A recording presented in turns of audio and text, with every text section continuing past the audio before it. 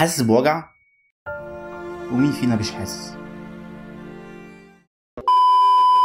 الوجع والألم اللي بنحس بيه ده عبارة عن تنبيه من جسمك بيقولك إن في مشكلة. جسمك بيقولك في مصيبة في الحتة دي ولازم نحلها.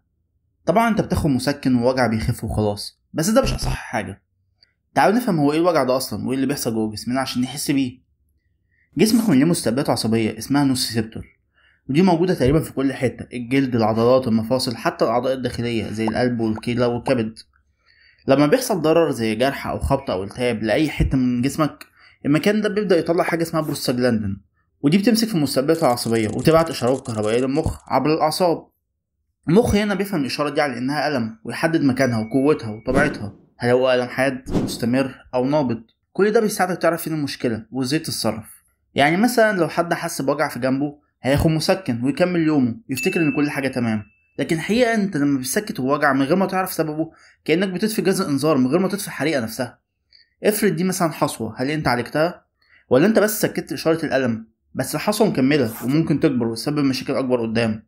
يعني الألم مش مجرد إحساس مزعج، ده نظام إنذار متطور جدا ربنا سبحانه وتعالى خلقه عشان يحميك، يجي يقول لك خلي بالك في حاجة هنا مش تمام. بس عمرك فكرت الدواء بيعرف مكان الوجع ازاي؟